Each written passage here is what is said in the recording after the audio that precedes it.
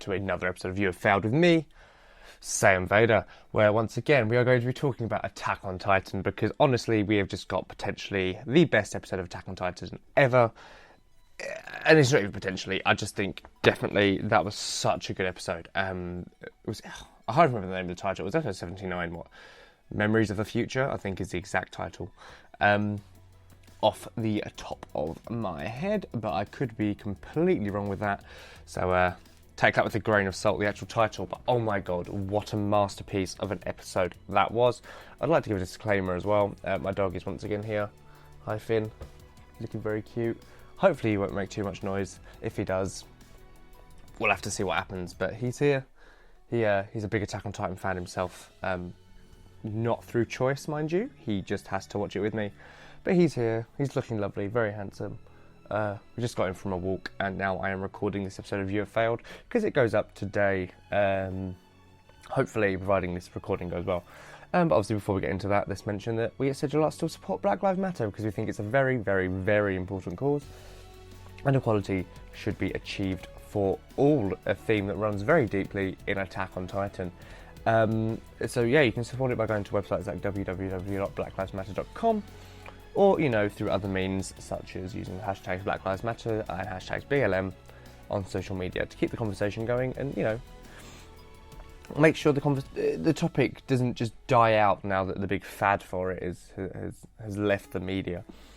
But without further ado, oh my god, Attack on Titan. And oh my god, Eren Yeager. Like, I've known this episode's been coming for a while. This is one of the things I did know was going to happen. And, oh my god, Eren Yeager, I love you. You're the best. But I think we'll save the Eren love and breakdown more so for the latter part of this episode. But that's hard because this episode is all about Eren. So it's hard to break down the episode without talking about Eren. Because, as I say, he's very much front and centre in this episode, which obviously I love as a major Eren fan. He's my favourite character of all time at this point. A part of me still wants to say he's joint first with Darth Vader just because I have that nostalgic attachment to Darth Vader. But I'm almost like 99% sure that Eren Yeager has just taken the cake at this point and is just my favourite fictional character regardless, because he's incredible. But yeah, that was my... You might have just heard my dog. I don't know if you heard that, but my dog just flapped his ears. It makes a funny sound. Anyway, moving on. Zeke. I still hate Zeke. I know they're trying to go for the whole sympathy route with him at the moment because they're trying to make it seem like he's not that bad. But he is. Because, right, and obviously, all things considered... Slightly going into Eren a bit here, yes, you do find out that he's always been slightly psychotic, even from a child, right? And yeah, he is. I'm not denying that. Eren has always had that unhinged side to him. You know that.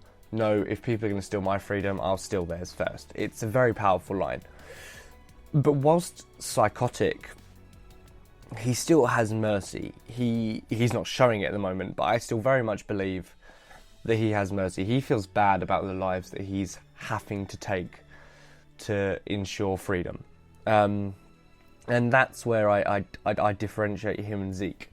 Because yes, okay, Eren has probably done things that are far worse and is going to do things that are far worse, as we know he wants to go forward with the rumbling. But at least he feels bad. At least he doesn't want to have to kill people. And yes, in the past he has justified these murders, and otherwise, so when he saved Mikasa, which is a very powerful scene in this episode, you know, you once again see the bit where he's like, no, they were animals just disguised as humans.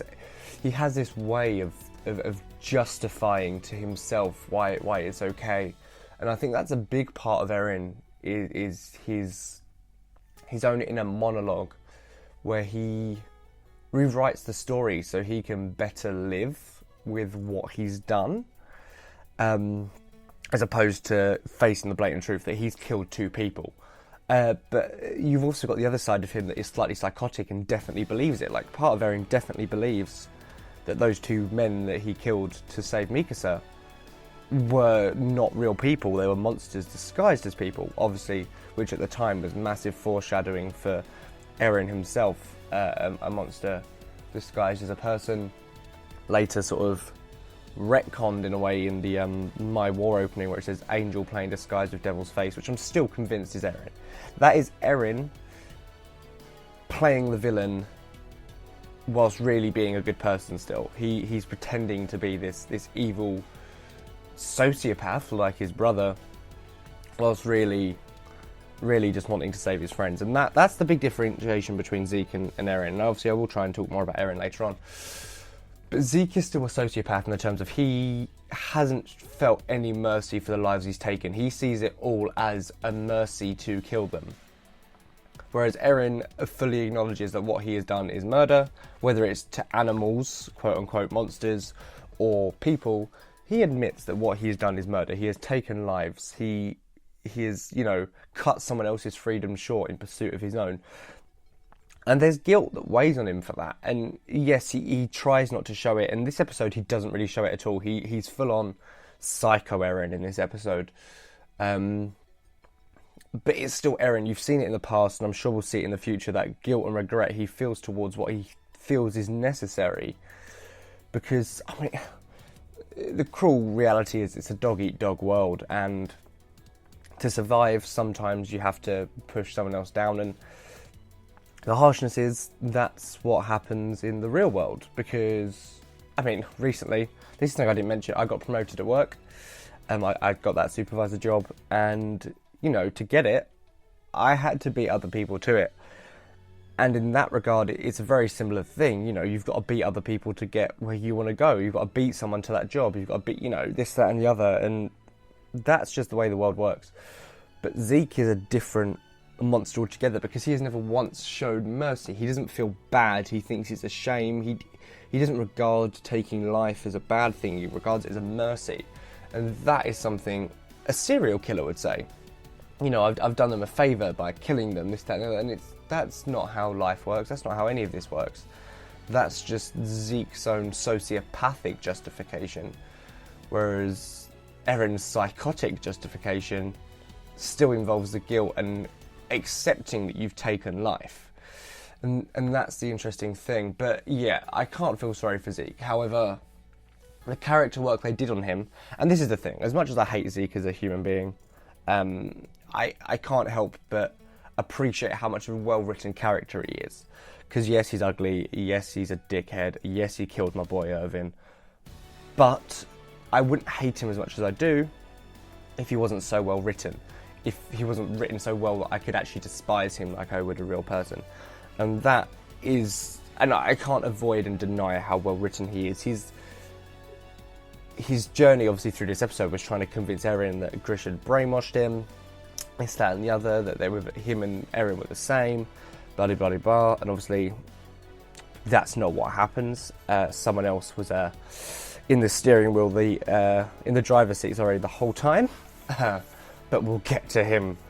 We will get to him and properly dissect what an absolute legend he is and how much I love him.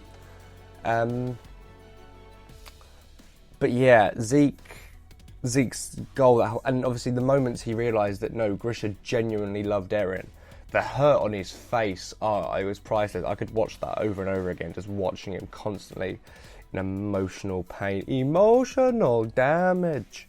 Yeah, I'm not going to put in an actual sound effect, so that's all you're getting. Just watching that was incredible, quite frankly. Just seeing how, Grisha just allowed Eren to grow up. And it was at this point, obviously, Zeke started to become very nervous as he started to realise that maybe Eren wasn't brainwashed. Maybe Eren always was this way, and it was not until the end of the episode that he realises just how extreme the case of Eren always being like this was. But yeah, watching that, and obviously you then get the big reveal at the end where Grisha tells Zeke that he loved him and he misses him. And that was if I cared for Zeke, it would have been a very moving moment, because it is a very powerful moment. It's that moment Zeke realises that the father he knew wasn't really the father he knew.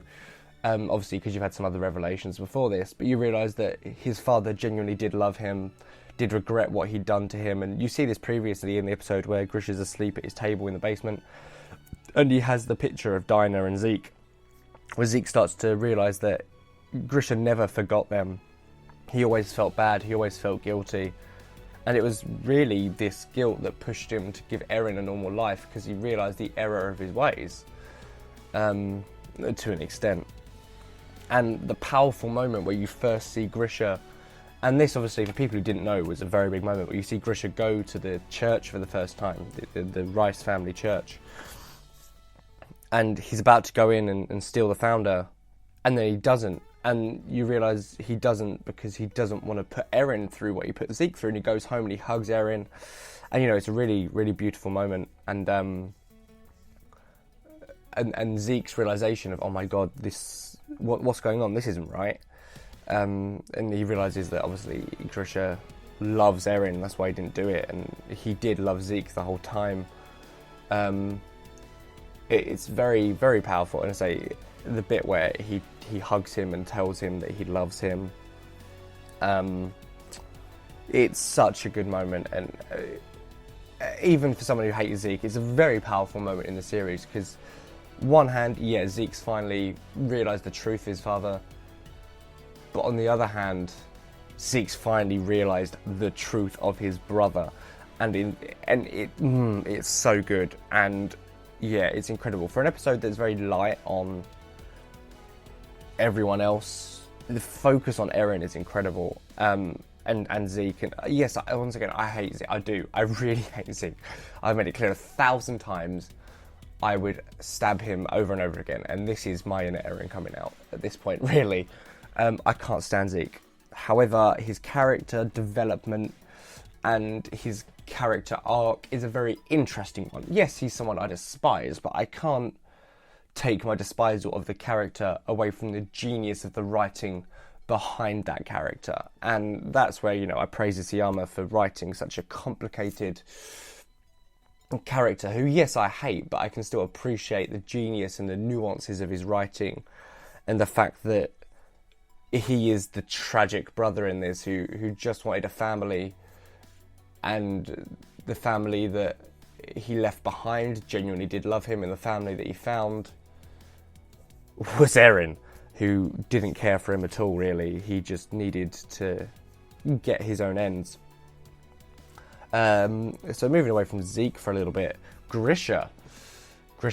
I've hinted before that I didn't think Grisha was as bad as everyone else thought he was, and I can finally tell you why now. It's because of this episode, or this chapter, if obviously I knew from the manga.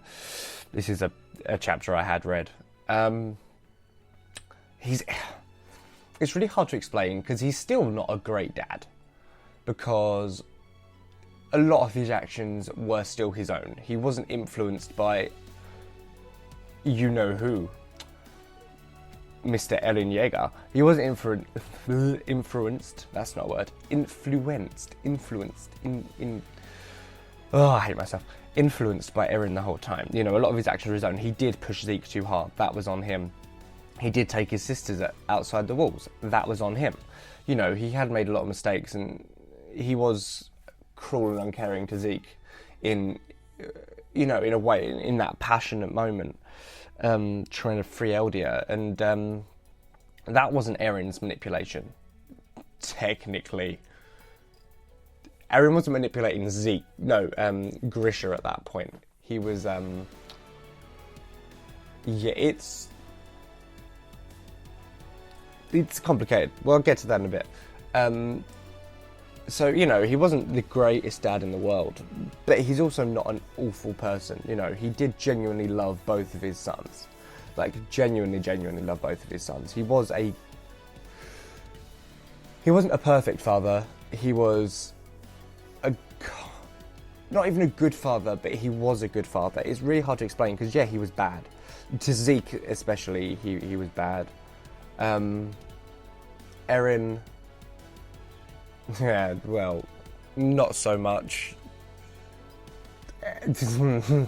well, not of his own choice was he a bad father to Eren. I'm so glad I can finally stop lying about that by going, oh yeah, you know, he raised Eren as a lamb to the slaughter. No, Eren raised Eren as a lamb to the slaughter. And that's a whole psychological mess of Eren, some of which I can't go into until the show finishes. It's so hard to dissect that. But Grisha is a very tragic character, because he just wanted what was best for Eldia and his people. You know, he wanted his people to be free, something Eren can very much relate to, the whole subjugation. It's not fair the way Eldians are treated. But more importantly, he wanted a better world for his sons. And that is something that all fathers want. And that is where, yes, he was a bad father on the surface, but he wasn't deep down, because all he wanted was a better world, a better tomorrow for his children. He wanted them to grow up, be happy, and live good lives. And, you know, he was interested when Eren wanted to join the Scouts and all this sort of stuff, but that wasn't his influence. He was proud of his son for wanting to be free and potentially wanting to fight for Eldia, potentially, you know, wanted to venture outside the walls and see the world. Human curiosity. He was proud. He thought the Scouts were special, chosen ones. That's genuinely what he believed of the Scouts. He saw them as a symbol of human creativity and imagination, not dying, still being free. So Eren wanted to do that. He was proud of his son, but he never forced him into it. He genuinely just wanted whatever was best for his son, and if that was the Scouts, he was going to let Eren, you know, go do that. And that's the very important thing. He genuinely just wanted what was better, and he was a good father. I mean, look at how he looked after Mikasa. You know, it's clear he had somewhat of a bond with Armin as well. Like, he was respected. He was a good man. He was a doctor. He says in this episode, you know, I just want to help people, not kill people. This whole thing, he never wanted to hurt anyone. And the irony of that being, when Kruger, very quotation marks there, because, I mean, was it him? No. When Kruger makes him the attack titan, not really giving him a choice, you know, it wasn't Kruger though, was it? It was very much Eren. Not Eren Kruger, as in Eren Yeager. And Eren, I just soon I will go into how much I love him, because maybe I shouldn't at this point, and that's the thing. Maybe I shouldn't love him at this point, because what he's doing is wrong. It's fucked up. It's messed up. It's cruel. But I mean, I'll try my best to defend him, because I can still see it from his perspective, as I always do, because I'm very much like him, too much like him, exactly like him, and I love him very dearly. Oh God, but Grisha, yeah, no, that scene at the end after he's killed the Rice family, where he's just breaking down, man. He's having a full-on breakdown, just screaming. The animation from Mappa is incredible, by the way, because in the manga he just sort of falls to his knees and cries, which obviously I'm not saying that like it's a bad thing, but that's all that sort of happens in the manga. Mappa's sort of the emotion they add to the movements and the dynamics of him flailing around in agony, mental torture, as the voice actor just gives a 10 out of 10 performance, showing the grief and pain that Grisha is in, not only of having just murdered an entire family, but at the psychological breaking point that Eren is put him through, seeing what Eren will become, because Eren hasn't shown him everything. He's shown him glimpses of what he will become and what he will do. Grisha hasn't seen the rumbling. He doesn't know the end game, but he knows something big is coming, and Eren is planning it, and he's terrified. And just seeing that, and seeing the fear in his eyes of his own son, the monster he created, it's such a beautiful, powerful scene. It's so good, so raw, and it's just incredible. And if you go back to season 3, where you see the episode of, you know, Grisha's story when he came inside the walls, there's a bit at the end where, you know, he asks Eren, because obviously this is now taking place just after the walls have been broken. Eren, where's Carla? What's happened? This is just before he makes Eren a Titan. And Eren obviously explains that she's been eaten. And Grisha he sort of says, you will avenge her. I know you, or something along those lines. And obviously at the time it just seems like affirmation from a father. Now you realise that he knows that Eren will. Eren has this plan to avenge Carla's death. You realise he's telling his son that. And one of my favourite things is a lot of people wonder why Grisha, having seen what Eren's done or going to do, or you know, whatever, would still give Eren the attack and Founding Titan. And the thing about that is that Grisha knows more than anyone, you can't change the future. The future is already predetermined. Especially in the way Attack on Titan's universe works, it's very much a case of the future is set in stone. There's a set events that have to happen. Eren had this realization when Sasha died that he couldn't change what was to come. That was his moment of, oh shit, nothing can change. So Grisha knows he has to give Eren the Attack Titan and the Founding Titan, because that is what history demands, or the future demands. It's really weird to think about it. And not only that, but if he doesn't give Eren the Attack Titan, then Eren never gets to the place where he is in the past, so he never manipulates Grisha in the first place. So Grisha passes on his Titans to his son as he always planned.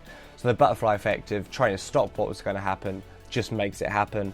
And then the other side of it is Eren obviously has the Founding Titan, so he can just mind control Grisha to give it to Eren. There's no way Grisha can avoid Eren getting the Attack and Founding Titan. It's his destiny, it's his set path. Eren cannot be avoided. And partially because the future's set in stone, but also because Eren has set these events into motion from the very beginning, because he is the absolute GOAT of anime, the absolute best written main character ever, just the best character ever. He's absolutely god tier plays. He's playing chess while everyone else is playing snakes and ladders. He is playing fifth dimensional chess. It's not even regular chess. Eren is 15 steps ahead, and that is an understatement. 15 million steps ahead. He was playing the game before anyone else even knew that the game existed. And oh my god, Eren Yeager, you are thank you for just being the best thing to ever happen to fiction. And oh my god, I need to take a breather, because I mean, we've got to do our sponsors, which of course this week is shop.sigilarts.com. That is Sigil Shop. That is a place where you can get all your merch for your favourite content creators at the Sigil network, including my Failure collection, or especially the Attack on Failure hoodie. Very good quality hoodie. Everyone who's got there so far has been very happy with it. It looks great, it feels great, it keeps you warm. Absolutely top tier hoodie. And it's Attack on Titan. Join the Failure Corps today and be the worst soldiers for Paradise Island. You may get eaten by a Titan, but it'll be funny. I also take this moment, obviously, to shout out the show Twitter page, which is at YouHaveFailedSV on Twitter. It's a really great place to keep up to date with the show, when episodes are coming out, if they're not coming out, if they're going to be delayed. I posted a tweet yesterday saying this episode might come up a couple of days late. It's not, it's coming up today, so sometimes it's factually inaccurate, but that's all part of failing. What else? What else does this show do? Does the Twitter do? It's a great way to interact with the show as well, because I'm now going to be doing weekly questions that people can answer, and it will be absolutely fantastic. I need to think of one on the spot, so I'm going to keep talking for a little bit. So also follow my private Twitter.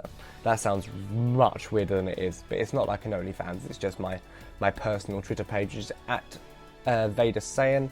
I'm pretty sure the name on there currently is SaiyanVader, because obviously Attack on Titan's out, why would I not? But at Vader Saiyan is a good way to keep up to date with me, all my wacky Attack on Titan antics, and any other weird stuff that I decide to post. It's normally quite funny. I think you'll like it. It's great. And this week's question is, if you could be any of the 9 Titan shifters, which would you be and why? Mine... Oh, see, everyone always thinks that mine's going to be the Attack Titan, and it's great. And it probably is. It's so hard. Right, I'm always really stuck between two. It's either the Attack Titan or the Armoured. And I have to think that, obviously, part of my love for the Attack Titan definitely comes from my love for Eren. But also, the idea of being able to see the future, it's pretty cool, and, you know, see the past, memory, see the future. But then you can't really use it in the same way Eren can, because you don't have the Founding. And then other than that, the Attack Titan's just pretty basic. And the Armor Titan does look really cool, and it's probably got the best defences other than the Warhammer, but the Warhammer's just unplug the extension. Unplug the extension cable and it dies. So I don't really know. Armoured or the attack for me. If I had to really pick, I'd probably say Armoured, but the attack is a very close second. So yeah, let me know on Twitter or on the Discord. The link to that is the pinned tweet on my personal Twitter page. I might tweet it out on both the pages later anyway. Let me know the Discord server. What Titan would you be and why? Yeah, cool. Back to the episode proper. And Eren Yeager is a goat. I love him so fucking much.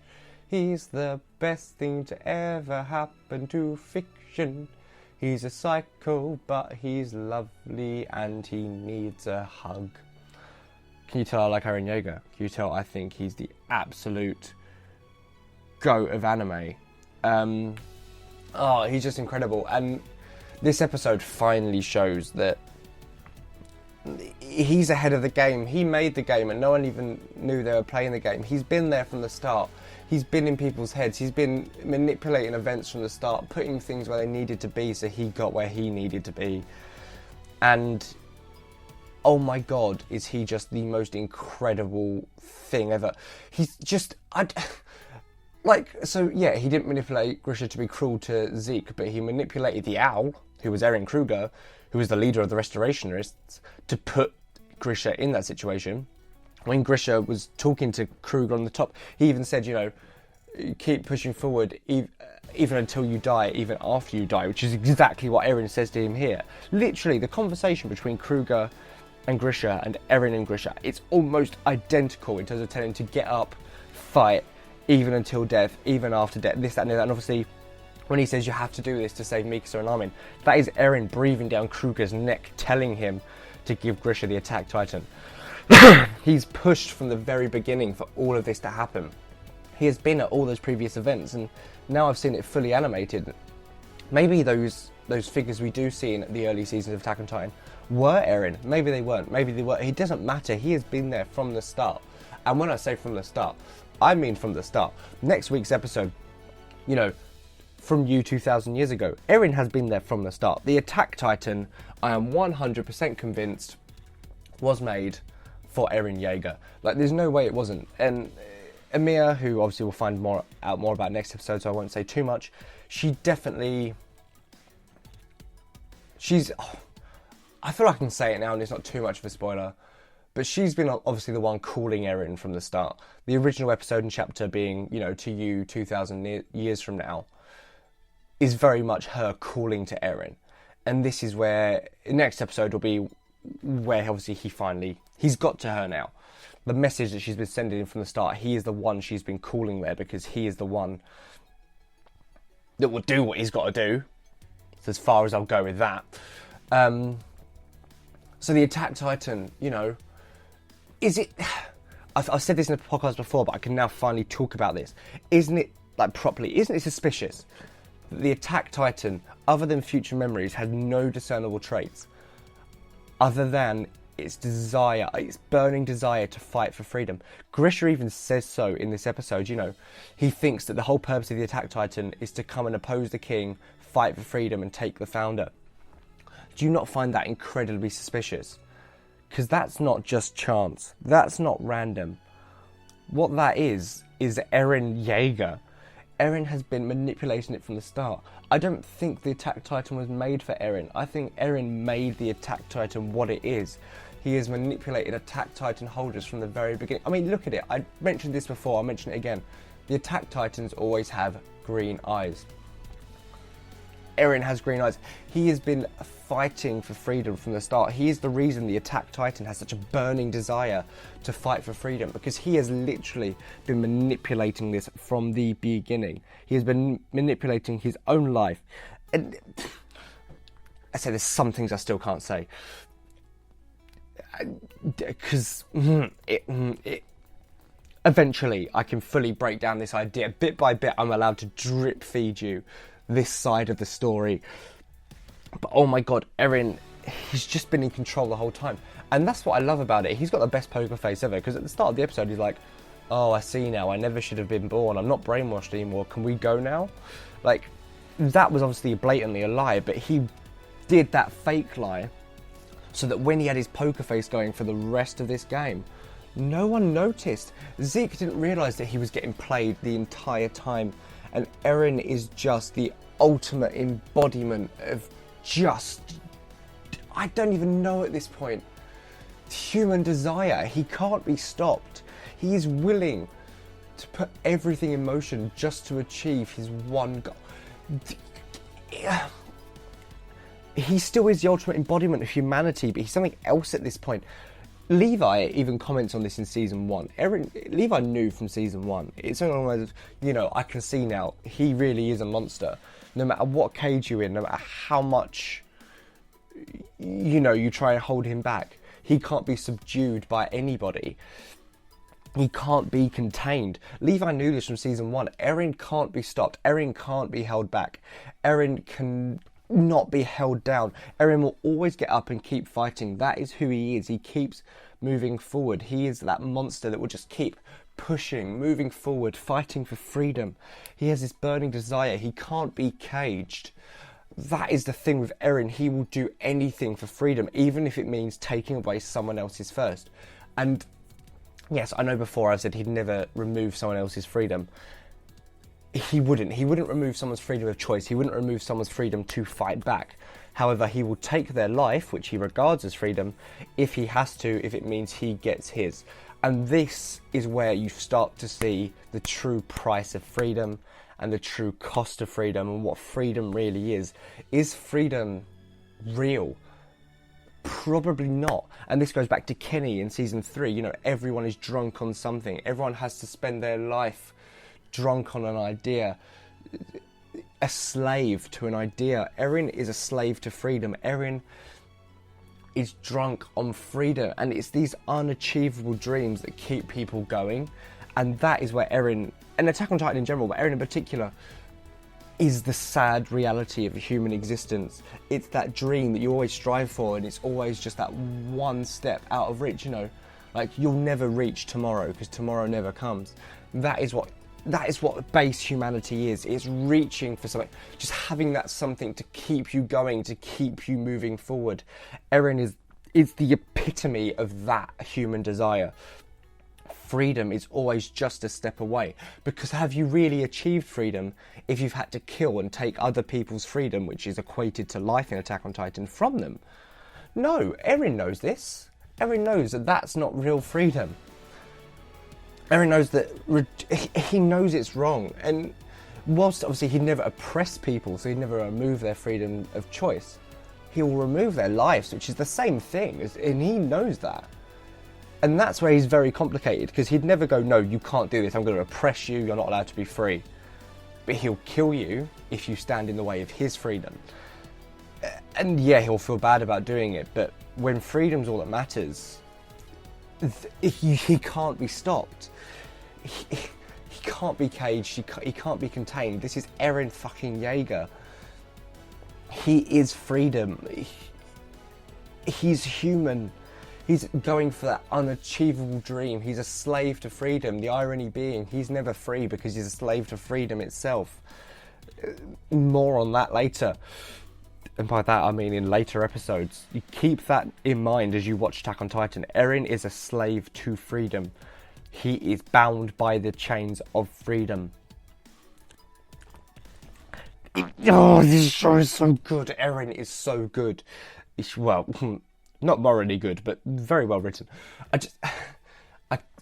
He is the Attack Titan. The Attack Titan is him. They were made to be together because they are the same. Eren has manipulated these events from the very beginning to achieve his freedom, and he doesn't care what he has to do to achieve it. He has some limits. He'd never actually hurt Mikasa, but we'll get to that. That comes later. Their love story doesn't matter right now. It does. It's the whole driving point of the show. But that's not... Oh my god, I'm actually just... It's so good. Like, you can't... It's so good. This show is so good. Eren Yeager is such a well-written character. He's been... Kruger, Grisha, all the other Attack Titan holders, even his younger self. Eren has manipulated all for freedom, and that human desire, that unwillingness to be caged, the wings of freedom, you know, he will fly above the sky. He will be free. He refuses to just sit down and accept what is when he can change it. He really is incredible. He is humanity's desire for something more. Something that maybe he'll never achieve, because freedom in that respect is a lie. The wings of freedom are great, but it's idealistic. It's not real. Irving said himself, humans will never stop fighting until there's one or less. Eren knows this all too well. He knows that people are the problem. People can never be free because there will always be someone trying to steal your freedom, always someone trying to be bigger and better than the last person. That's human nature. You see it in the real world. We're constantly being told what we can and can't do, and as soon as one person leaves power, the next person steps up and does the same thing. Eren and Attack on Titan, to the fuller extent, is a meta commentary on life and the lives we live. We're all sheep. We're all cattle. And, you know, I couldn't relate to Eren more. It's so hard to explain because it's just how I feel and how I think. And yes, I've probably got the psychotic tendencies. I'm not denying that. Maybe I shouldn't be admitting that on a podcast, but I know I do. But Eren is the same as me. I'm the same as Eren, and I can see that, just that burning desire to fight, to do what it takes to make the world a better place, but also realising that you can't do that as long as people are around. Eren is the most complex character I think you're ever going to see, because his morals intertwine and directly conflict with his actions and his beliefs, and all three of them make him so very interesting, because he doesn't want to kill people and remove their freedom, but he has to ensure his own. But he also knows that that's not really freedom. But he also knows that freedom isn't truly attainable while people are there, but then that's just more killing, more freedom removed, and it's just a vicious cycle. However, the one thing we do have to remember, and obviously we're not entirely sure what events and what things Eren directly influenced, and I'm pretty sure Kruger's whole "you have to love someone inside the walls, that's the only way to break the cycle," that's not an Eren thing to have said. I genuinely believe that was Kruger himself. But maybe it wasn't. And maybe Eren's love for Mikasa is the most powerful thing to him. It really is. You can see it back in season 2, where, you know, he's given up the will to live. That's why he's not healing as a shifter, and that's why he can't transform as the Smiling Titan eats Hannes. It's not until Mikasa tells him that this world is so cruel but still beautiful, and thanks him for wrapping the scarf around him, that he finds that will to fight and will to live again. Mikasa is his entire reason to fight, is his entire reason to live. She will push him like no one else will to fight, live, survive, just to keep her safe and wrap that scarf around her. So Eren's telling Grisha to find someone to love wasn't a selfish thing. It was helping Grisha be happy. It was helping his father find happiness, even whilst coming to terms with everything he's done and everything he will do. Because I don't think Eren really is that cruel. Eren does believe in love, and yes, whilst the whole find love thing plays a bigger part in the series, as I say, Eren and Mikasa, their love is what drives Eren and drives Mikasa, the two obviously big characters. But I do think genuinely in that moment he was telling his father to at least find happiness within the walls while you can. Because he didn't want his father to suffer that much. He's behind closed doors, Eren is still Eren. He's still loving, he's still caring. Yes, he's still psychotic, but he's not cold. He's not a sociopath, and he doesn't believe all of this killing is necessary. Well, it is necessary. He doesn't believe it's all good. He just believes it's the only option he has. Because, I mean, you can even see it. You know the end of the opening, the rumbling?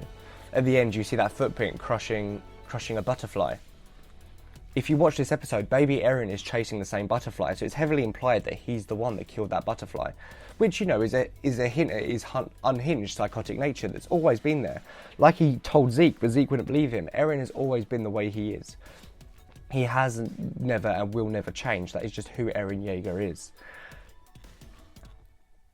But it doesn't mean that, yes, he has unhinged psychotic tendencies.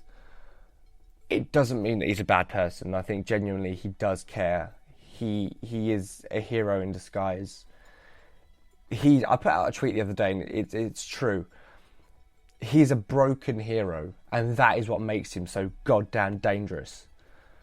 Because it's when a hero becomes unhinged that they lose it, and they're the most dangerous kind of villains. But deep down, behind closed doors, you can see it when he's in his Titan form. He shows vulnerability again. When people aren't looking, he shows it.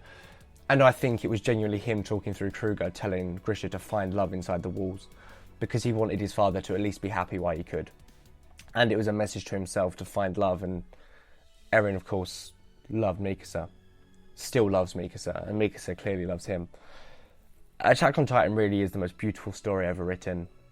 Eren Yeager is the most complex, epic, brutal and tragic, and of course beautiful of all characters. The story is wrapping up very soon. This is episode 79, so it's the fourth episode? I want to say the fourth episode in what we've seen so far. It might be the third. I can't really remember how many weeks of it we've had so far. Let me just quickly check. Yeah, it was the fourth of this season, which means we've got 8 episodes of Attack on Titan left. 8 more episodes of these characters and this beautiful story, and yeah, I'm very upset. I don't want it to end. Sorry, excuse me again. I've got the hiccups, apparently. I don't want it to end. But it's going to, and we've got to enjoy it while we can, and yeah, I'm going to be depressed, and I'm probably just going to have to rewatch it over and over again so I can still see these characters and know they're still there. 8 episodes of it left, and it really is the most beautiful story ever written, and the most complex and incredible. I refuse to believe otherwise, and yeah, Attack on Titan, you haven't failed. Eren, you have not failed. I love you, and so many good things to come. So thank you so much for listening, guys. I really do appreciate it, and I'll speak to you next time. See you later, guys.